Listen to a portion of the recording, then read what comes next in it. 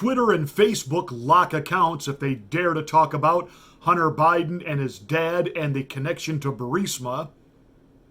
The president and the vice president will be holding dueling town halls on ABC and NBC, and apparently Dr. Fauci isn't ready to give up the corona hysteria just yet.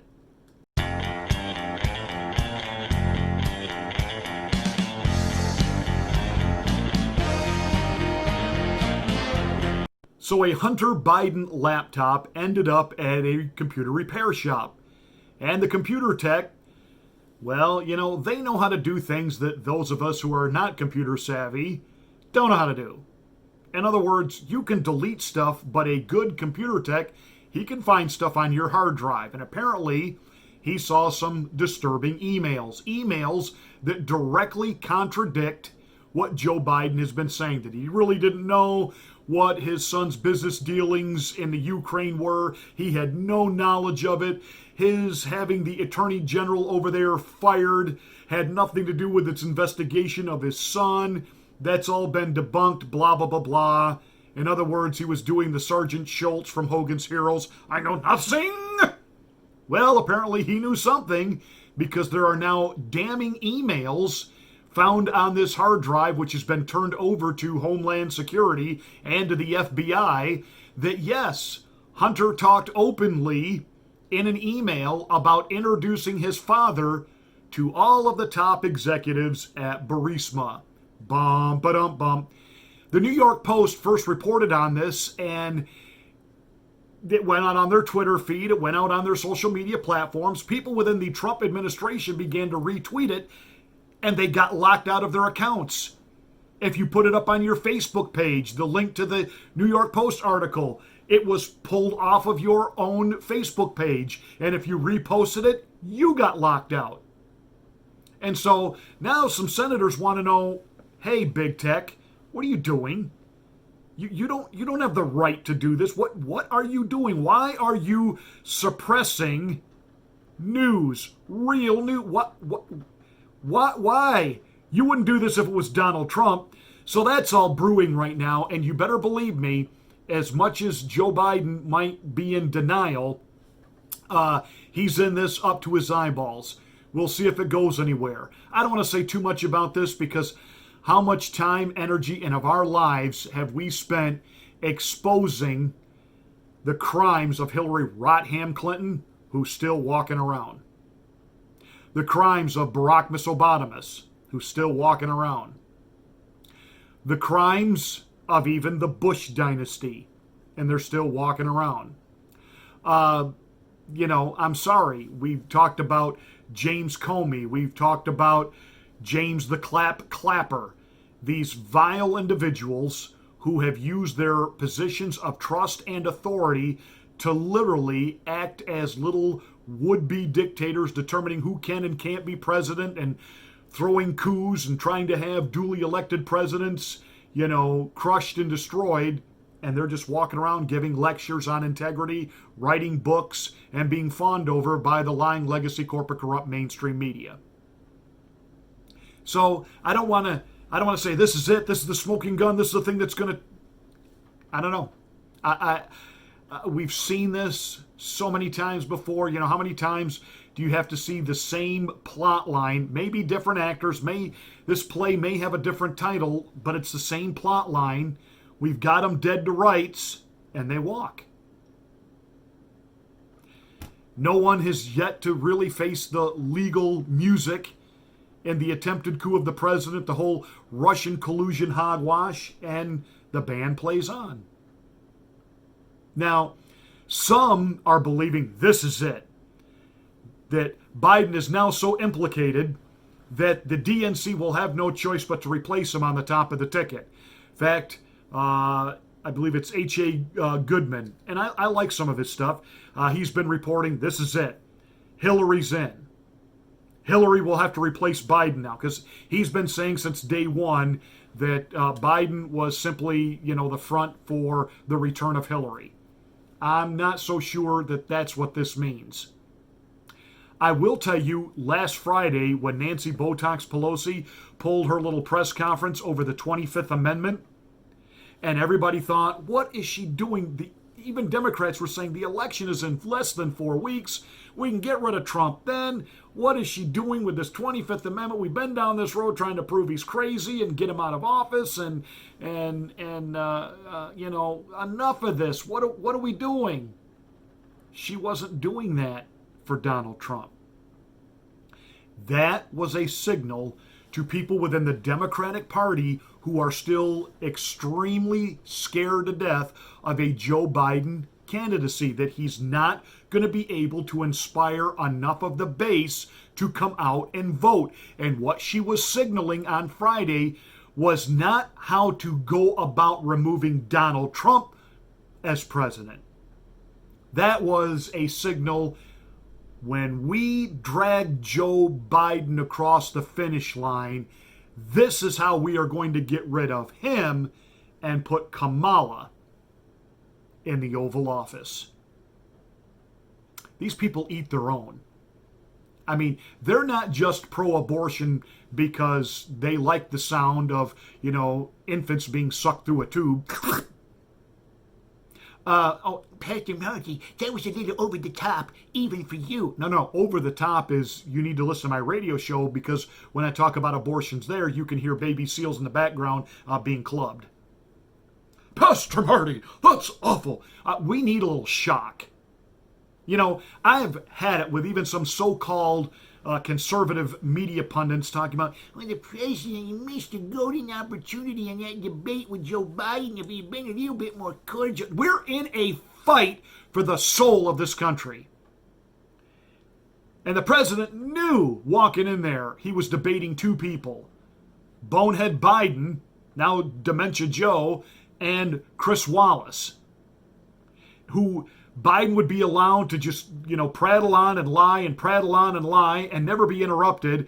And the nature of Donald Trump is he is not going to stand there and listen to you lie about him and not have something to say. It's not in his nature. He can't do it. And it's all right with me. This is a down and dirty in the gutter street fight. That is exactly what this is. And for those of you that are calm down. How much would you physically fight to protect your own family? That's what the president is bringing to this table and fighting for this country. And I don't just mean his re-election. I mean literally, what do you want this country to be? Get over this. Who are you voting for? What are you voting for? Me? I'm voting for someone who will, number one, defend America, who will put America first.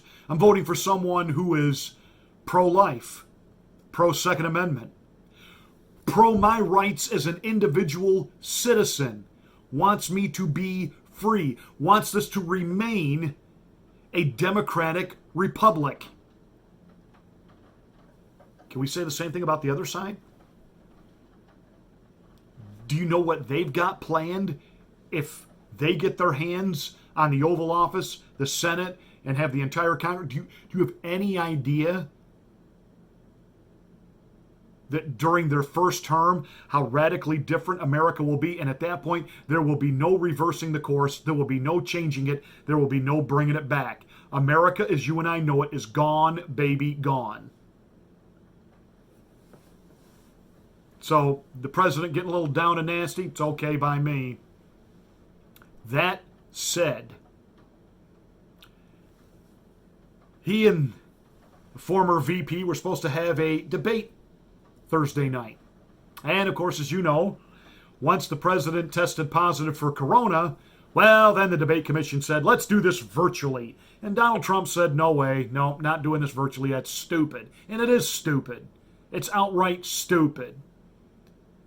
And it would be too easy for Biden to cheat. He'll sit there, he'll have teleprompters, he'll have earpieces, he'll have people writing things and sliding it to him. I mean, it will be an absolute pathetic joke. So, ABC then grabbed the former VP and said, hey, we'll give you 90 minutes and you can have a town hall. And Joe was like, okay, because, you know he's already got all the questions. You know he's all day's been rehearsing, getting the answers ready so that he's nice and scripted tonight. But then there's a little fly in the ointment. NBC decided, hey, since they're not debating tonight, we'll invite Donald Trump. Let's see if he'll come on our turf and do a town hall. And the president said, sure. And even the NBC News exec said, wow, he didn't even put any type of limitations on what we could ask, what we couldn't ask, what the format. He just said, yeah. He gave us 60 minutes. So we have 2 town halls on competing networks at the same time, the same night, Thursday night. Oh, and of course, liberal Hollywood has gone nuts. And producers and actors and even news people with NBC are going berserk. Hey, change the time so that we can watch both. Now, there is a part of me, yeah, I would like to see Dementia Joe and his meltdowns. It's going to be really boring TV. And let me tell you what ABC is really incensed about is not that people are being denied access to information. No. Donald Trump will crush the Biden ratings. He will just crush it. I mean, that'll be it. And NBC knows that. They're not stupid. At the end of the day, they're business people. In fact, they actually, now understand ABC, they did have the lockdown on Biden first. But once NBC lined up the president, NBC reached out to ABC and said, why don't you change the time of your event? Wait a minute, we had ours first. I mean, I love this. I love this. And the president, again, he knows that he's probably going into unfriendly territory. And even though the media will all put up this big fuss today about how wrong this is to have these on at the same time on competing channels, and American people won't get to see both, as if there's not repeats and reruns, and this thing will run all night long online to anybody that really wants to watch both. But the media also will not be able to help themselves. They will watch Trump. He will certainly be far more interesting, if nothing else. What is it that we can bang him on? What is it that we can go after him? What is it that we can, rile people up over? Because Trump is, at the end of the day, he really is a masterful showman. I don't mean that in a bad way. He's just, he's got it. I mean, right now, he's doing a live event somewhere to thousands of people. Joe Biden is holding events and no one is showing up. No one. I made mention of the fact the other day, I did for a month in the state of Ohio, our church did drive-in services. I had more people at my drive-in services than Joe Biden had just a few days ago in the city of Toledo. 30 cars showed up. I am 25 minutes, actually 20 minutes from Toledo. 20 minutes. We had 120-something cars just for Easter Sunday. We had almost 100 cars on the regular Sundays. Now, I gave up doing the drive-in services because springtime in Ohio was not like springtime in Florida. I mean, it's cold. Snow. I stood there and preached in the snow. My point is, if I can draw more people than Joe Biden, what makes anybody think that there is this groundswell of support and he's running away with the polls and the election is over? People don't want to hear Joe Biden, and ABC News knows that, and they know that tonight Trump will absolutely crush it. Now, I did a monologue on Wednesday that some of you are still trying to wrap your head around. I call it the Corona flip. The CDC came out and said that 85% of all new cases of the coronavirus are from people who have followed the mandates. They social distance, they use hand sanitizer, and they wear masks. And I ask the logical question, if masks work, why are the numbers still going up? Now, you and I know that the virus is spreading. We're getting to saturation, herd immunity. And actually, I said this back in March and got laughed at by people. Now listen, I said back in March that as the virus weakens, it will actually spread faster. But don't panic. I'm saying this back in March, but don't panic. It will be weaker and you'll get over it faster. Well, the virus is spreading. Every place we look, Europe, United States, states within the states, there are hot spots. The numbers are going up. Why, even the governor of Ohio, Mike DeWine, came out, I have 1,400 cases a day in Ohio. This is going to be a long, hard winter. and on the very same day, he also opened up tattoo parlors and body piercing. Okay, you're worried about a so-called infectious disease, but tattoo parlors and body piercings, let's go, baby, let's go. Yeah, okay. The World Health Organization, WHO, came out and said the lockdowns, don't do the lockdowns, don't do it, don't do it, don't do it. It's killing more people than it's saving. Bum, ba-dum, bum. And that's not just talking about the economy. Let's talk about people's psyche and their emotional well-being.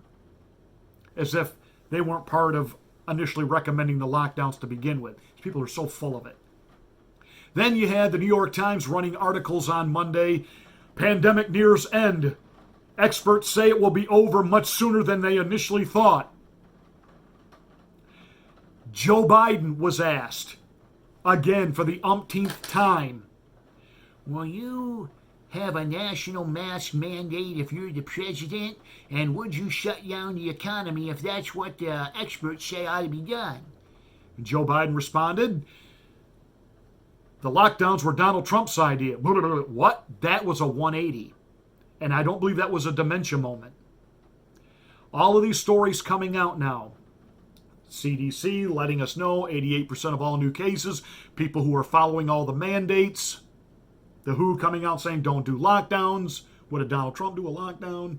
I told you we're in that 8-day news cycle where they are going to try to flip the narrative that everything that has been done, Trump signed off on, Trump did it, and that's what made things worse. But there's one guy they didn't get on board with the new narrative.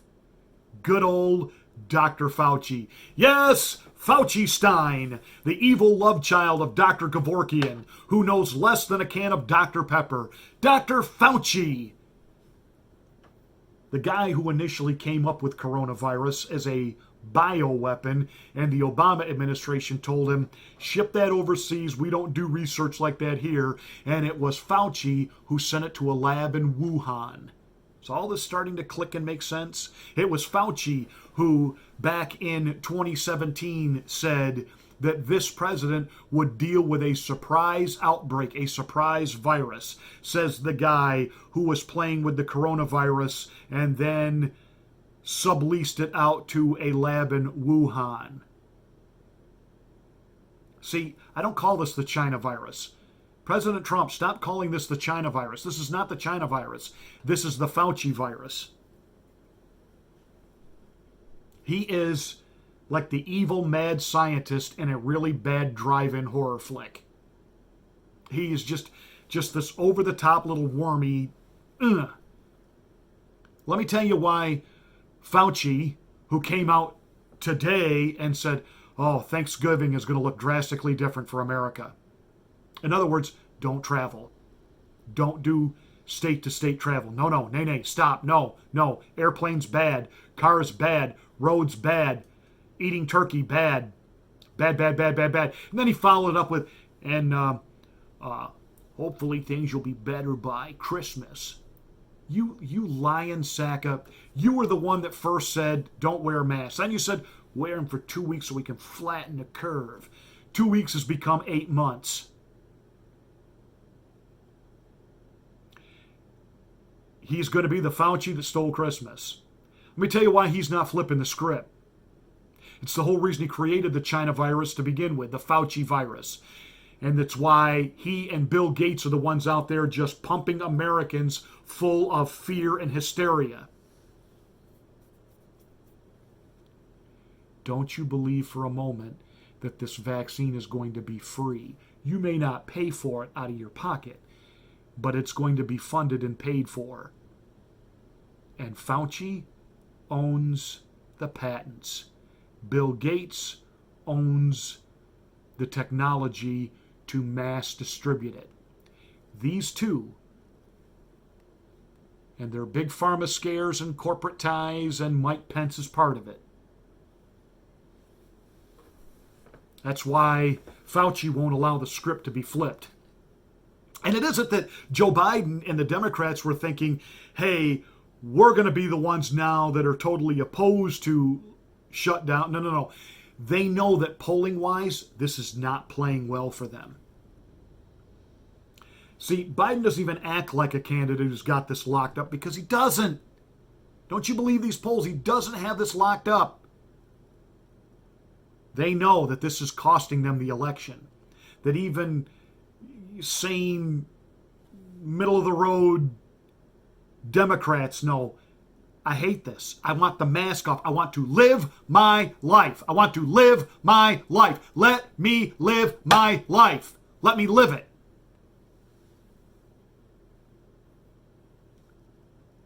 That said,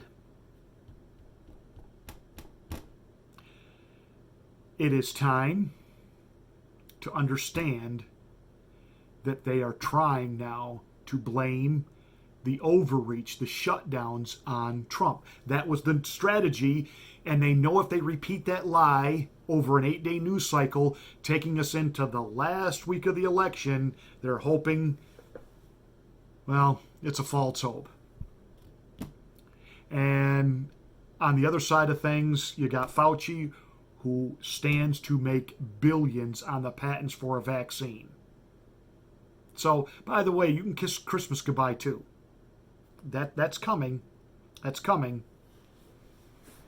The only thing that ends all of this is the re-election of Donald J. Trump. And Mr. President, if you really want to flip this election, you can't just talk about Hunter Biden did this and this person got away with that. There needs to start being some actual arrests and people in handcuffs. That said, hey, thanks for watching. Give us a great big like and a thumbs up. Make sure you're a subscriber to the channel and smack the bell and click the word all to get notification of my next rant.